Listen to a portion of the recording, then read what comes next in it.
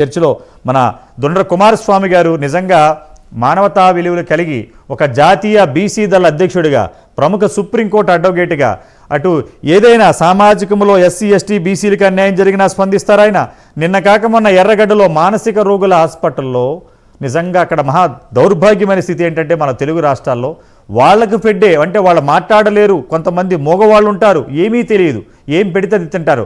ఆ హాస్టల్లో కూడా మెస్సులో వాళ్ళకి ఫుడ్ పాయిజన్ అయ్యి 99 మంది అస్వస్థకు గురయ్యి ఒకళ్ళు చనిపోతే ఆయన ఎవరో స్పందించకపోయినా ఒకే ఒక్కడు నేనున్నానని మహిళా హ్యూమన్ రైట్స్ కమిషన్కి తన బృందముతో బీసీ దళ కార్యకర్తలతో వెళ్ళి హ్యూమన్ రైట్స్ కమిషన్లో ఆయన ఫిర్యాదు చేసి ఆ రోజున మా ప్రైమ్ 9 కూడా ఆ కథనాలను ప్రసారం చేసాం. ఎందుకంటే తెలుగు రాష్ట్రాల్లో దమ్మున్న ఛానల్ మంది, నిజం నిర్భయంగా చెప్పాలనుకుంటాం. సమాజంలో మాకు వ్యాపారం ముఖ్యం లేదు, సమాజంలో అణగారిన వర్గాలకు కానీ ఏ సమస్య వచ్చినా ప్రైమ్ 9 స్పందించడానికి మొన్న జరిగిన ఉదంతమే.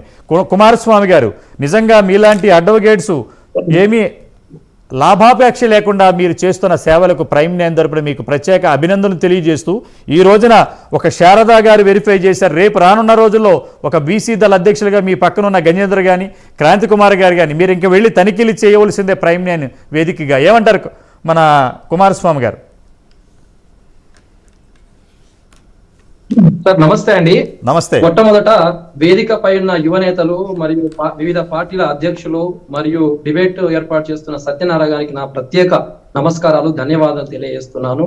ఈ రోజు విద్యార్థి గొంతుకై వినిపిస్తున్న స్వరం ప్రైమ్ 9 న్యూస్ మరియు ప్రతి విద్యార్థి యొక్క ప్రతి సమస్యకి న్యాయం దక్కే వరకు నేనున్నాను అంటూ ముందున్న ప్రైమ్ 9 న్యూస్ కి, ప్రజల్లో చైతన్యం రగిలిస్తూ ప్రజాహితం కోసం మీరు చేస్తున్న పోరాటానికి మళ్ళొక్కసారి హ్యాట్సప్ చెప్తా ఉన్నాను.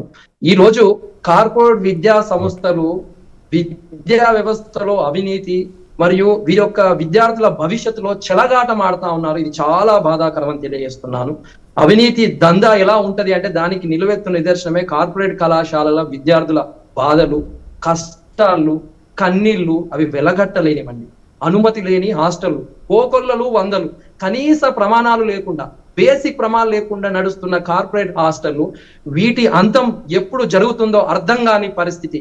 నిజంగా ఒక్కసారి ఈ హాస్టల్లోకి, ఎస్పెషల్లీ కార్పొరేట్ హాస్టల్లోకి పోతే కనీసం బేసిక్ ఫుడ్ సేఫ్టీ లేని కిచెన్ల ఉండడం కానీ, ఆరోగ్యానికి హానికరం చేసే వంట పదార్థాలు చాలా దారుణంగా వాళ్ళు ఉపయోగిస్తారు.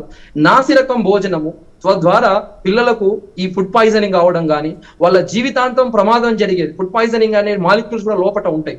ఈ ఫుడ్ శాంపుల్స్ పరీక్షించాల్సిన బాధ్యత ఎవరిదండి? అధికారులది. ఆ ఆరోగ్యంపై నిజంగా అడ్డగోలు వైఖరి చేస్తున్న పరిస్థితి. ఈ కార్పొరేట్ విద్యా సంస్థలు అనగానే మొట్టమొదట మనకు గుర్తొచ్చేది ఏం తెలుసా? అనారోగ్యం, హాస్పిటల్ ఖర్చులు.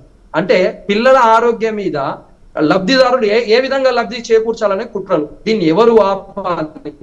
మరి అధికారుల నిర్లక్ష్యం కారణం కాదా అని ఈ రోజు అధికారులను ప్రశ్నిస్తున్నాను. ఈ రోజు కిచెన్ ఎక్కడ ఉండాలండి? ఎట్లా ఉండాలి? కానీ డ్రైనేజ్ పక్కన వాళ్ళ యొక్క డ్రైనేజ్ ప్లానింగ్ దాని కిచెన్ పెడతారు. కనీసం హైజీనిక్ స్టాండర్డ్స్ అనేది ఏమన్నా ఉన్నాయా అంటే విషయం, కనీసం బేసిక్ స్టాండర్డ్స్ ఏమన్నా ఉన్నాయా అంటే అవి కూడా లేని పరిస్థితి. మరి విద్యార్థి ఆరోగ్యంపై కనీసం ఆర్టికల్ 21 కు విరుద్ధం. ఇది ఫుడ్ టైమ్స్ 8 భోజనం పెట్టాలి, ఆ టైమింగ్స్ మెన్షన్ చేయరు. ఆకలితో పడుకునే విద్యార్థులు, కోకొల్లలు ఎంతమంది, వారి గోస ఎవరింటారండి? ఎంత దారుణం. ఈ రోజు ప్రైమ్ 9 వింటుంది. ఈ రోజు వారికి ఎంతో కొంత న్యాయంగా వాళ్ళు పోరాడుతున్నారు. ఆకలితో పాటు కార్పొరేట్ విద్యా సంస్థలు ఏముంటది అదంటే మానసిక ఒత్తిడి. ఈ మూడింటి కలిపితేనే కార్పొరేట్ విద్యా సంస్థలు. అంత దారుణమైన పరిస్థితి. విద్యార్థులకు కనీసం సరైన వైద్య సౌకర్యాలు ఉండవు. హాస్టల్ మనం ఒకసారి చూసుకుంటే కనీసం ప్రాథమిక ఫస్ట్ ఎయిడ్ బాక్స్ ఉంటుందా అండి? ఒక్కసారి చెక్ చేయండి. అసలు ఎంత దారుణం. ఒకరికొరు ఏదైనా ఘటన జరిగితే అందులో ఉన్న వాళ్ళు ఒకరికొకరు ముఖాలు చూసుకునే పరిస్థితి. ఫస్ట్ ఎయిడ్ బాక్స్ కూడా ఉంటది. ఆ కిచెన్లు శుభ్రం లేని కిచెన్లు, ఫంగస్, బ్యాక్టీరియా, ఇన్ఫెక్షన్స్ ఉన్న ఆ భోజనాలు పెడతారు. కనీసం బేసిక్ ప్రమాణాలు వాడరు. విద్యార్థుల ఆరోగ్య హక్కును నిర్లక్ష్యం చేస్తున్న కార్పొరేట్ విద్యా సంస్థపై, నిర్లక్ష్యం చేస్తున్న అధికారులపై ప్రభుత్వం ఉప్పాలి అని నేను డిమాండ్ చేస్తా ఉన్నాను. ఆరోగ్యమే విద్యకు పునాది, ఆరోగ్యమే మహాభాగ్యం అని పెద్దలు చెప్పారు. అన్ని సంపదలలోకెల్లా గొప్ప స్కూల్ ఈ కార్పొరేట్ విద్యా సంస్థలకు ఎవరు ఇచ్చారు? ఈరోజు ఆరోగ్య నిపుణులు హెచ్చరిస్తున్నారండి, ఎన్నో ప్రమాణాలికలు ఇచ్చారు, పాటిస్తున్నారంటే అది శూన్యం. ఫుడ్ సేఫ్టీ అధికారులపై విచారణ జరిపించాలి. దానికి మేమందరం ఈ వేదిక మీద ఉన్న వాళ్ళం మేమందరం కూడా డిమాండ్ చేస్తా ఉన్నాం.